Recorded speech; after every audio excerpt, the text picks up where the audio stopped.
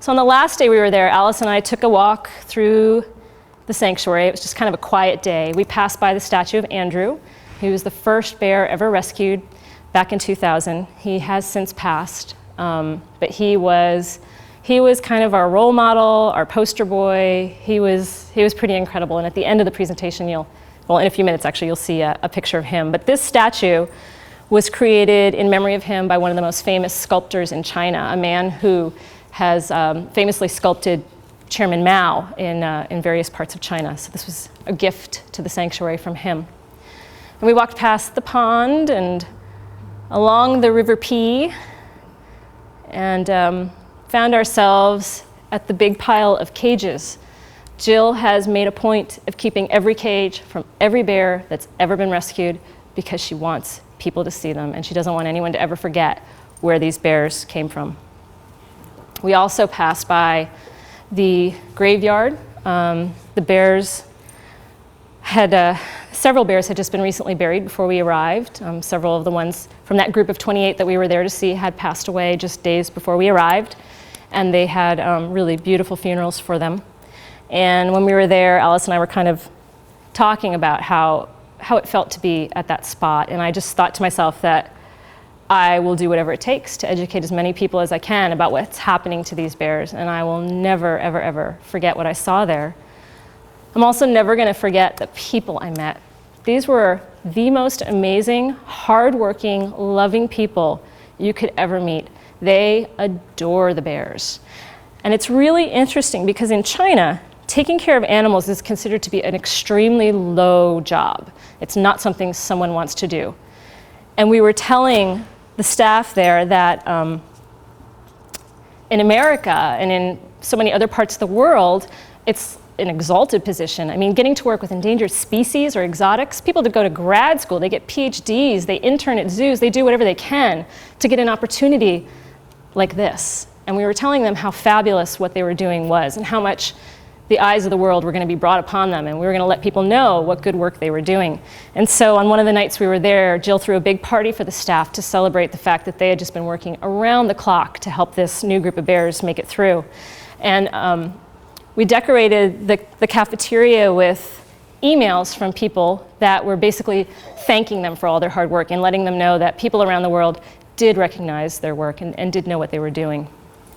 And Toby took the time to go through and translate many, many, many of those emails into Chinese so that the local staff could read them themselves, and then our other staff who could translate also would read to larger groups. And I just wanted to finish my part of this with a picture of Andrew, our #1 bear. You can see he's missing a limb right here. He was caught in a leg hold trap.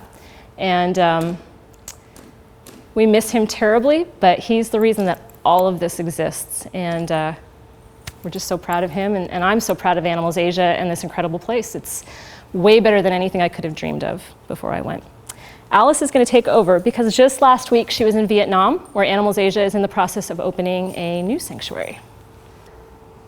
So in 1997, Jill Robinson also signed a similar agreement with the Vietnamese government to rescue 200 bears in Vietnam and use them as ambassadors, so that way other people in Vietnam would be able to see what these bears are going through.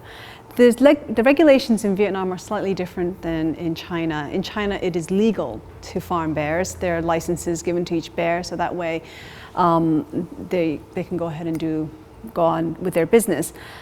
In Vietnam, it's considered illegal to farm bears.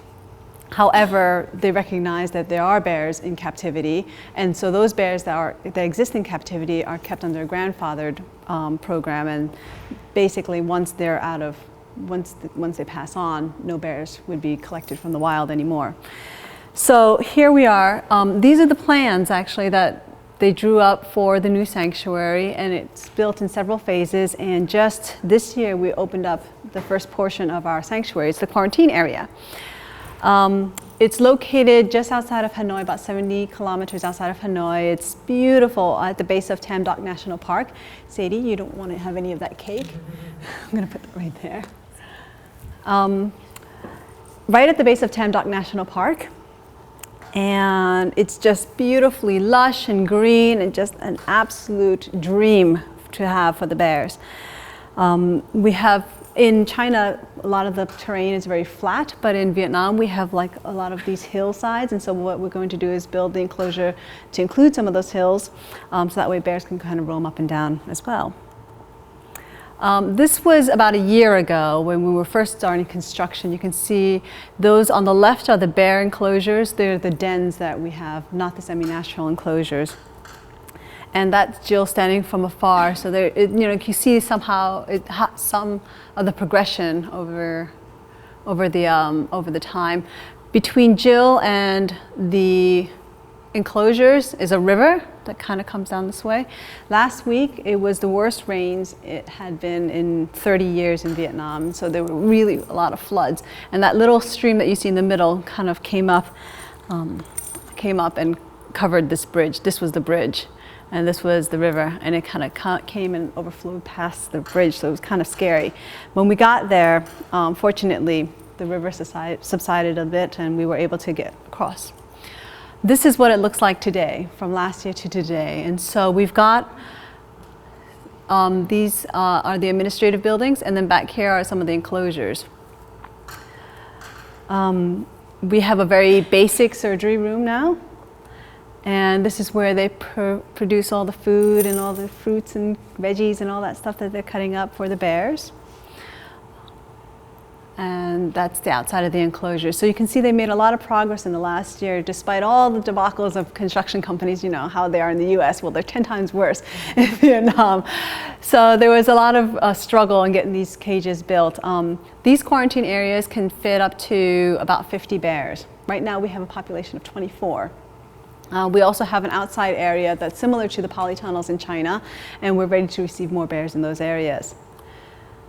So this is the river that's right outside the enclosure, and right across this river on the other side is our phase 2 of building. This is going to be another set of dens, and once this set of dens is completed, they're going to start the semi-natural enclosures on the outside, so that way the bears can start going outside. About a year ago, I don't know if you guys, that's little Mara right there. About a year ago, actually it was about a year ago that she came to us. She and her brother and sister came to us. They were being illegally smuggled on the underside of a bus into Laos from Vietnam. That is Mara, that's Mousie. And that is Mara again with Jill. That's so tiny, she was so cute. It was really sweet, I love that picture.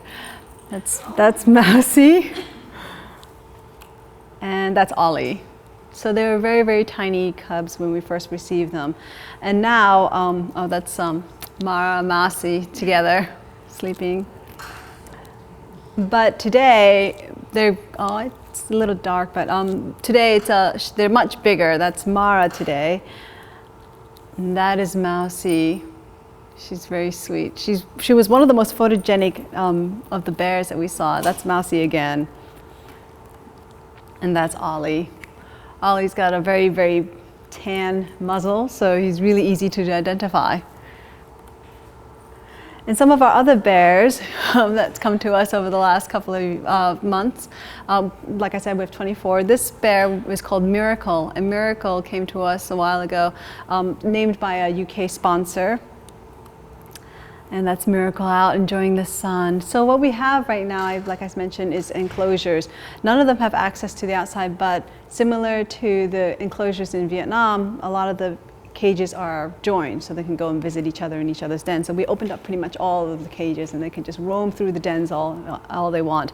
And there's a lot of different kinds of enrichment. We give them lots of fruits, vegetables, lots of paper.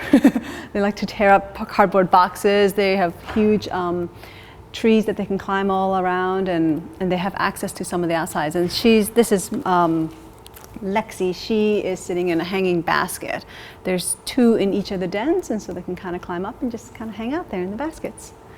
That's Lexi again. Lexi's really cute. She's really easy to identify as well because she's these 2 very large canines on the bottom of her jaw. She's got the funniest little grin too. She's a really happy bear.